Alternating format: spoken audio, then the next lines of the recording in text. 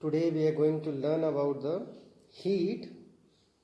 As you can see on the screen that we are having a pan, a hand holding a pan, and beneath it we are having a wood which is supplying the heat to the pan, and the pan contains water at a boiling stage because we can clearly see the molecules, water molecules that are boiling.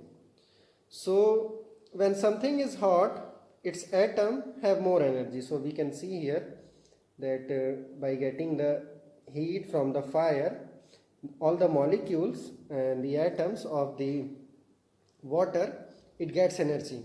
Okay, and after getting the energy, it is moving fastly. Earlier it was at a rest position as a normal water, but after this, by getting heat, it is moving faster. Okay, so when two items are combined or touching each other, their molecule will transfer energy.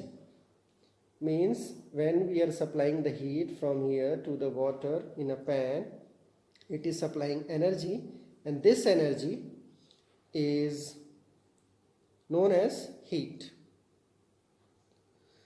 Now we will see about the heat transfer. The diagram which you are seeing, it contains a firing wood that is supplying heat energy. So heat always moves in the direction of hot to cold. Here the heat is supplying from this wood to the environment, and environment is previously was in normal temperature. So we can say that this wood, firewood, is supplying heat to the surrounding, and heat can be supplied, can be transferred in three different ways. It can be transferred in three different ways. So let's see about the ways. The first way is radiation. When an object is hot, it gives off some of its heat energy in the form of electromagnetic waves. Okay? This heat will move through space, and this process is known as radiation.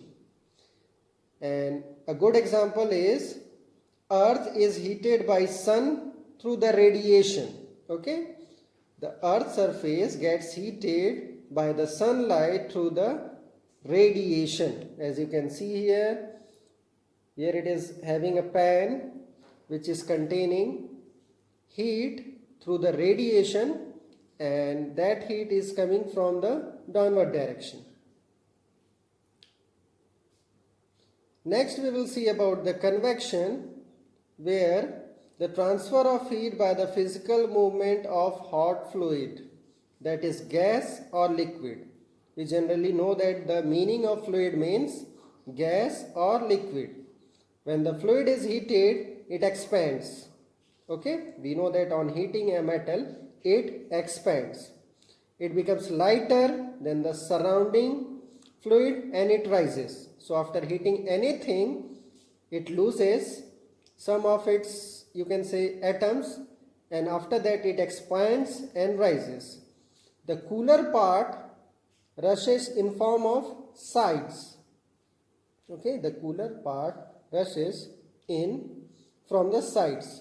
That is why we are having the expansion, and it is heated in turn and also rises. So as you can see here also, here the supplying of heat is rising up the water atoms, and we know that water is a molecule. So here we are having the atoms rising up due to the presence of heat in itself. Next we will see about the conduction. So when heat is transferred within an object or within two objects that are touching, for example, if you place one end of pot in a fire, the other end immediately gets heated. Okay, some materials like metal, so we can say, are good conductors of heat because they passes the heat, they transfers the heat from one end to another. So this was all about the transfer of heat and the definition of heat.